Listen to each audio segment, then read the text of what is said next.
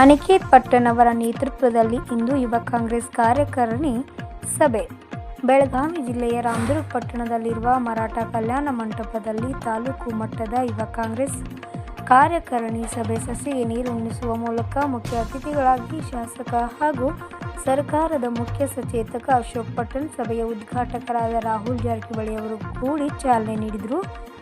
ಇವತ್ತಿನ ದಿನ ನಮ್ಮ ಕಾಂಗ್ರೆಸ್ ಸರ್ಕಾರದ ಮುಖ್ಯಮಂತ್ರಿಗಳಾದ ಸಿದ್ದರಾಮಯ್ಯ ಹಾಗೂ ಡಿ.ಕೆ. ಶಿವಕುಮಾರ್ ಅವರು ಯುವಕರಿಗೆ ಅಂತ ಯುವ ನಿಧಿ ಅಂತ ಯೋಜನೆ ಮಾಡಿದ್ದಾರೆ. ಆ ದುಡ್ಡನ್ನು ಒಳ್ಳೆಯದಕ್ಕೆ ಉಪಯೋಗಿಸಿಕೊಳ್ಳಿ ಮತ್ತು ಯುವ ಶಕ್ತಿಯನ್ನಾಗಿ ಕಟ್ಟೋಣ. ನಮ್ಮ ರಾಹುಲಣ್ಣ ಹಾಗೂ ಕಾರ್ತಿಕ್ ಪಾಟೀಲ್ ಅವರ ಮಾರ್ಗದರ್ಶನದಲ್ಲಿ ತಾಲೂಕಿನ ಎಲ್ಲ ಜನಗಳಿಗೆ ಒಳ್ಳೆಯ ಅಭಿವೃದ್ಧಿ ಕಾರ್ಯವನ್ನು ಮಾಡೋಣ ಎಂದು ಈ ಸಂದರ್ಭದಲ್ಲಿ ಭಾಷಣ ಮೂಲಕ ಅನಿಕೇತ್ ಪಟ್ಟಣ ಅವರು ಮಾತನಾಡಿದರು. ಈ ಸಭೆಯಲ್ಲಿ ಮಾತನಾಡಿದ ಯುವ ಕಾಂಗ್ರೆಸ್ ರಾಜ್ಯ ಪ್ರಧಾನ ಕಾರ್ಯದರ್ಶಿ ರಾಹುಲ್ ಜಾರಕಿಹೊಳಿ, ಯುವ ಕಾಂಗ್ರೆಸ್ ಬಲವರ್ಧನೆಗೆ ಹಾಗೂ ಸಂಘಟನೆಯ ದೃಢೀಕರಣಕ್ಕಾಗಿ ಎಲ್ಲರೂ ಒಟ್ಟಾಗಿ ಶ್ರಮ ವಹಿಸಬೇಕು. ಸಮಾಜದಲ್ಲಿ ಜನಸಾಮಾನ್ಯರಿಗೆ ತೊಂದರೆಯಾಗುವ ಸಂದರ್ಭಗಳಲ್ಲಿ ಯುವ ಕಾಂಗ್ರೆಸ್ ಸದಾ ಜನರ ಜೊತೆಗೆ ನಿಂತು ಸಹಾಯ ಮಾಡಬೇಕು ಎಂಬುದು ನಮ್ಮೆಲ್ಲರ ಗುರಿಯಾಗಬೇಕು ಎಂದರು.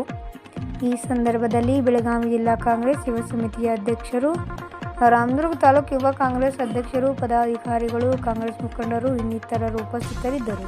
ವರದಿಗಾರರು Raghavendra P. Dodmani, UK first news, Ramdurg.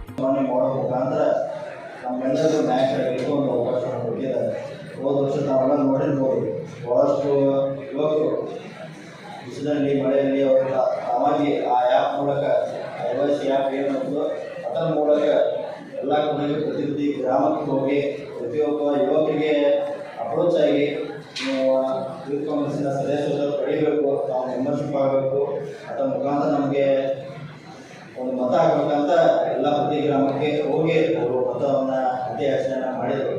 ಅದರದೇ ಫಲವಾಗಿ ಇವತ್ತು ರಾಜ್ಯಾದ್ಯಂತ ಅನೇಕ ನಾಯಕರು ಇವತ್ತು ಆಯ್ಕೆಯಾಗಿದ್ದಾರೆ. ಸ್ಥಳೀಯವಾಗಿ ಅನಿಕೇತ್ ಪಟ್ಟಣ ಅವರು ಬಹಳಷ್ಟು ಮತಗಳನ್ನು ಪಡೆದು ಇವತ್ತು ಅಸೆಂಬ್ಲಿ ಅಧ್ಯಕ್ಷ ಆಗಿದ್ದಾರೆ. ಕಾರ್ತಿಕ್ ಪಾಟೀಲ್ ಅವರು ಜಿಲ್ಲಾ ಅಧ್ಯಕ್ಷ ಆಗಿದ್ದಾರೆ. ಈಗ ತಮ್ಮ ಸರ್ಕಾರ ತಮ್ಮ ಆಶೀರ್ವಾದದಿಂದ ಇವತ್ತು ಹುದ್ದೆಗಳನ್ನು ಅವರು ಅಲಂಕರಿಸಿದ್ದಾರೆ.